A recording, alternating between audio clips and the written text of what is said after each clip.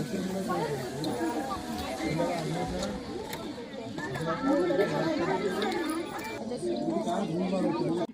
ନାଁ ସରସ୍ୱତୀ ପୂଜାରୀ। ଆପଣ କଣ ଅଛନ୍ତି? ମୋ ସ୍କୁଲର ହେଚଏମ୍ ଇନଚାର୍ଜ ଅଛି। କଣ ହେଇଛି ଟିକେ ସାଇଡ୍ ହୁଅନ୍ତୁ। କଣ ହେଇଛି ପ୍ରୋବ୍ଲେମ୍? ଯୋଉ ଲୋକ ଧାରଣାରେ ବସୁଛନ୍ତି, ପିଲା ବାହାରେ ବସୁଛନ୍ତି, କଣ ପାଇଁ? ବସୁଛନ୍ତି ଆଡମିସନ ରେଜିଷ୍ଟର ନଥିବା ହେତୁ ମୁଁ ଟିସିଟା ଲେଖିକି ଦେଇପାରୁନି, ସେଥିପାଇଁ ସେମାନେ ବସୁଛନ୍ତି କେବେଠୁ ସ୍କୁଲ ଏଇଟା ଆଗରେ।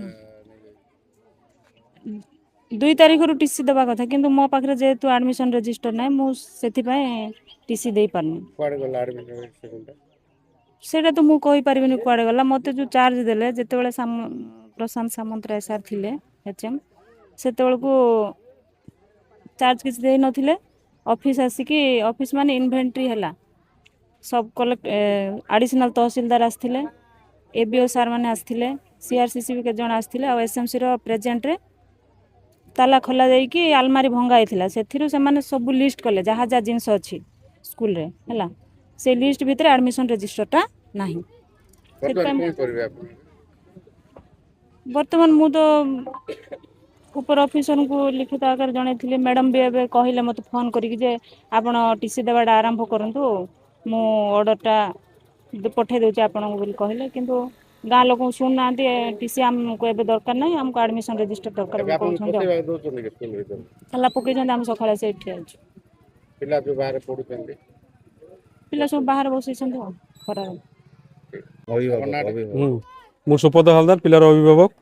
ଆଉ ମୁଁ ସ୍କୁଲ ସାମ୍ନାରେ ଆଜି ଧାରଣାରେ ବସିଛି। ତାର ଗୋଟିଏ କାରଣ ହେଉଛି ପୂର୍ବତନ ପ୍ରଧାନ ଶିକ୍ଷକ ପ୍ରଶାନ୍ତ କୁମାର ସାମନ୍ତରାୟ, ମାନେ ଆମର ଯେଉଁ ସ୍କୁଲର ଯେଉଁ ଦସ୍ତାବିଜ, ମାନେ ଯେଉଁ ଡକୁମେଣ୍ଟ ଯାକ ଅଛି, ଯେମିତି ଆମର ଆଡ଼ମିସନ୍ ରେଜିଷ୍ଟର, ଏସବୁ କିଛି ଦେଇକି ଯାଇନାହାନ୍ତି। ବର୍ତ୍ତମାନ ଆମେ ଯାହା ଦେଖୁଛୁ, ପିଲାର ଭବିଷ୍ୟତ ପୁରା ଅନ୍ଧକାର। ଆମେ ଅଲଗା ସ୍କୁଲରେ ବି ପିଲାକୁ ଚାହିଁଲେ ବି ଆଡ଼ମିସନ୍ କରାଇ ପାରୁନୁ। ଅଷ୍ଟମରୁ ନବମ ଯିବ, ସେ ପିଲାକୁ ବି ଆଡ଼ମିସନ୍ କରାଇ ପାରୁନୁ। କେଉଁ ପିଲା 7 ନମ୍ବର ପାଇଛି, ସେ ପିଲାକୁ ବି ଆଜି 4 ଦିନ ହେଲା ଡକଉଛନ୍ତି, ସେମାନେ ବି ଟିସି ନେଇକି ବର୍ତ୍ତମାନ ଯାଇପାରୁନି, ସ୍କୁଲରେ ଆଡ଼ମିସନ୍ କରାଇ ପାରୁନାହାନ୍ତି। କଣ ଚାହୁଁଛନ୍ତି? ପ୍ରଶାସନ ଆମେ ଏତିକି ଚାହୁଁଛୁ, ପ୍ରଶାନ୍ତ କୁମାର ସାମନ୍ତରାୟକୁ ଇମିଡ଼ିଏଟ୍ ଆରେଷ୍ଟ କରାଯାଉ। ଆଉ ଯେଉଁ ସ୍କୁଲ ଆମର ଯେଉଁ ଡକୁମେଣ୍ଟ ଯାକ ବାକି ଅଛି ତାଙ୍କ ପାଖରେ, ସେ ଆଣିକି ସ୍କୁଲରେ ସବମିଟ୍ କଲେ ଯାଇକି ଆମେ ସ୍କୁଲରେ ତାଲା ଖୋଲିବୁ।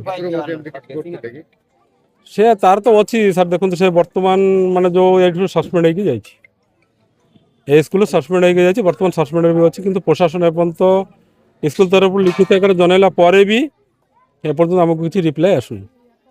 मोर ना माहिमाली मु एमभी 9 गाँव आम गाँ एमभी 9 मु सरकारी उच्च प्राथमिक विद्यालय छात्री आम मैंने समस्ते मु आज आसी मो बापा को लेकिन टीसी नेबाई किंतु आसिक देखली टीसी देवे ना कहते शुणी आगर पूर्वर प्रधान शिक्षक प्रशांत कुमार सामन्तराय से प्रधान शिक्षक सबू कागज सबू नहीं कि पलैगले एवं आम टीसी नहीं पारुनु आम भविष्य अंधार अच्छी।